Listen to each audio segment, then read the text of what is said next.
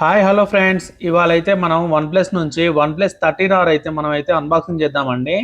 ఎందుకంటే మనకైతే 12R successor model అనుకోవచ్చు. 13R వచ్చేసి దీన్ని ఇప్పుడు చాలా మంది అయితే కొనొచ్చానైతే అని అడుగుతున్నారు. గ్రీన్ లైన్స్ ఏమైనా ఇష్యూ ఉందా అని చెప్పేసి. ప్రజెంట్ అయితే అంత ఎక్కువ అయితే ఇష్యూ అయితే 100% లేదండి, ఖచ్చితంగానైతే తీసుకోవచ్చు. కానీ వన్ ప్లస్ 12 వాడే వాళ్ళు 12R వాడే వాళ్ళు 13R తీసుకోవచ్చా లేదా, ఈ వీడియోలో ఒకసారి అయితే చెక్ చేద్దాం. ముందైతే మనమైతే మొబైల్ బాక్స్ అనేది అన్బాక్సింగ్ చేసి మొబైల్ బాక్స్లో ఏమేమి కంటెంట్స్ వస్తున్నాయి, అదేవిధంగా 12Rలో ఏమేమి కంటెంట్స్ వచ్చాయి, అదేవిధంగా దీంట్లో అదేవిధంగా వస్తున్నాయా, దీంట్లో ఇంప్రూవ్మెంట్స్ ఏమైనా ఉన్నాయా కూడా ఒకసారి అయితే రెండింటికి డిఫరెన్స్ కూడా చూద్దాం. రెండింటికి లుక్ వేరియేషన్గా ఏ విధంగా ఉందో కూడా నా దగ్గర అయితే రెండు మొబైల్స్ ఉన్నాయి. ఆ ఫోన్ కూడా ఒకసారి అయితే లుక్ పరంగా ఒకసారి అయితే చెక్ చేసి చూద్దాం. ముందుగా మనమైతే బాక్స్ ఓపెన్ చేయగానే మనకైతే నెవర్ సెటిల్ అని చెప్పేసి లోపల అయితే ఒక చిన్న బాక్స్ టైప్ కంటైనర్ అయితే ఉందన్నమాట. దాన్ని ఓపెన్ చేయగానే మనకైతే లోపలనైతే యాజువల్గానే మనకైతే quick start guide and warranty information ఒక పేపర్లో అయితే ప్రొవైడ్ చేయడం అయితే జరిగింది. అదేవిధంగా చూసుకుంటే మనకు బాక్స్లోనే కేస్ అయితే ప్రొవైడ్ చేశారు ఈసారి. కేస్ క్వాలిటీ కూడా చాలా బాగుంది. ప్రీవియస్ దానికంటే కొంచెం బెటర్ ఉందని చెప్పుకోవచ్చు. కేస్ అయితే చూడడానికి అయితే మాత్రం టచ్ ఫీల్ మాత్రం చాలా అంటే చాలా బాగుంది. ఓకే, దీని పక్కన పెట్టేద్దాం. ఇంకేం వచ్చాయో ఒకసారి అయితే చూద్దామండి. నెక్స్ట్ వచ్చేసి మనకైతే ఒక ర్యాపర్లో చుట్టూ అయితే మొబైల్ అయితే ఉందన్నమాట. ఒకసారి చూడండి. ఇప్పుడైతే ఎవరైతే ప్లాస్టిక్ అయితే యూజ్ చేయట్లేదో అందరూ పేపరే యూజ్ చేస్తున్నారు.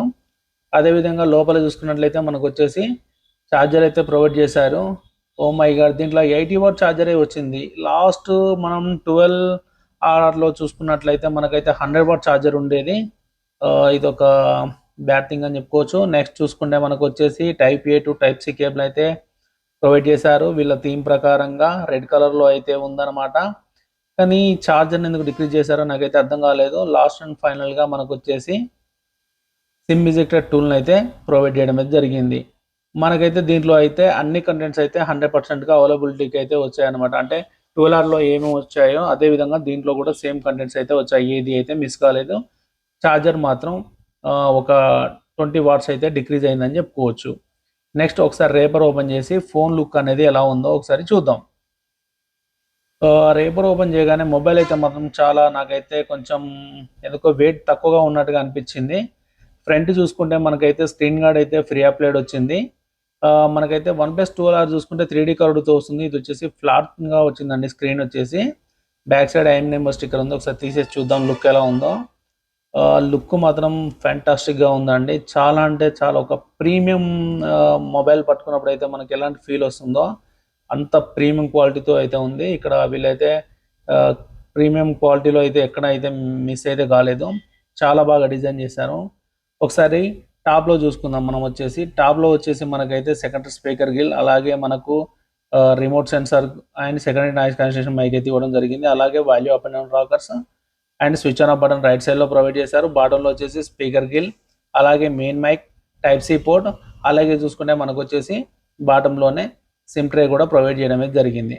అలాగే లెఫ్ట్ సైడ్ చూసుకుంటే మనందరికి ఇష్టమైన అలర్ట్ స్లైడర్ను కూడా దీంట్లో ప్రొవైడ్ చేయడం అయితే జరిగింది. దీని అయితే స్కిప్ చేయలేదు. స్కిప్ చేసి ఉంటే దాదాపుగా చాలామంది డిసప్పాయింట్ అయ్యే వాళ్ళు. ఇంకా చూసుకున్నట్లయితే ఒకసారి అయితే నా దగ్గర అయితే 12R ఫోన్ ఉందన్నమాట. నా దగ్గర నేనైతే పర్సనల్గా యూజ్ చేస్తున్న మొబైల్ అని చెప్పుకోవచ్చు. ఒకసారి ఈ రెండింటిని పక్క పక్కన పెట్టి చూసినట్లయితే మీకు ఏది నచ్చిందో అది ఒకసారి అయితే కామెంట్ సెక్షన్లో కామెంట్ అయితే చేయండి. నాకైతే మాత్రం పర్సనల్గా చెప్పాలంటే నాకైతే 12R బాగా నచ్చింది. ఇది నా పర్సనల్ ఒపీనియన్ అండి. కానీ డిజైన్ పరంగా మాత్రం టోటల్గా చేంజ్ అయిపోయింది. మనకు 13R వచ్చేసి కొంచెం లైట్ వెయిట్గా కూడా ఉంది. చాలా బాగుంది. ఒకసారి సైడ్ బై సైడ్ చూసి ఒకసారి కంపేర్ చేద్దాం. మనకు సిగ్నల్ పాయింట్స్ కానీ లేకపోతే సెన్సార్ కీస్ కానీ మైక్స్ కానీ పొజిషన్ కానీ ఎక్కడైతే చేంజ్ చేయలేదు.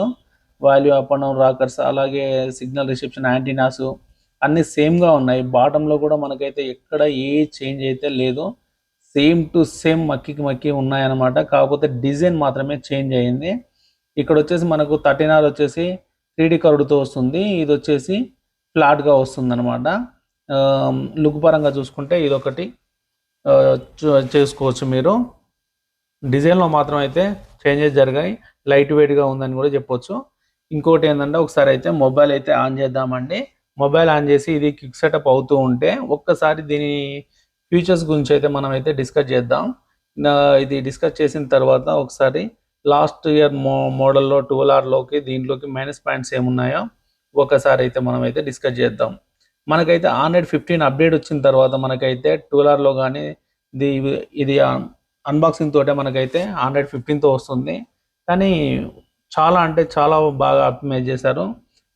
యూజ్ చేస్తుంటే యూజర్ ఫ్రెండ్లీగా చాలా బాగుంది. ఒకసారి అయితే మీ దగ్గర ఉంటే అప్డేట్ చేసి చూడండి, నో ఇష్యూ అండి, చాలా బాగుంది.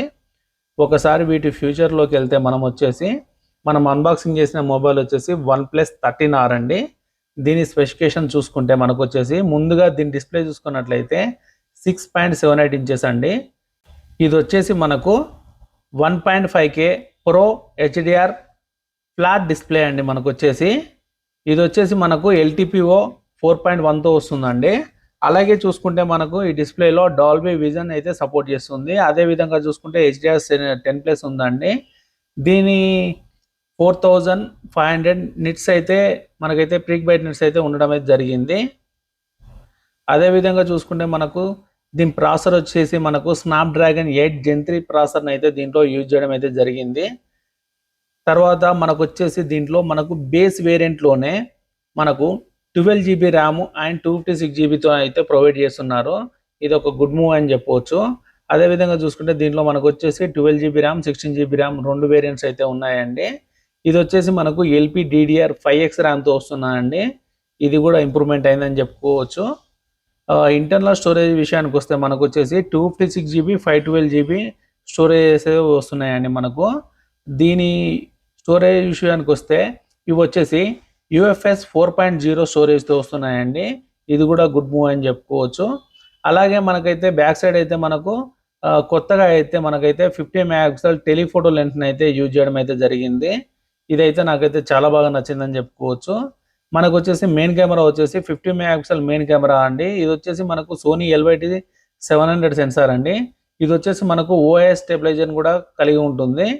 అలాగే చూసుకుంటే మనకు వచ్చేసి ఒక 8 megapixel ultra wide angle camera కూడా ఇవ్వడం అయితే జరిగింది.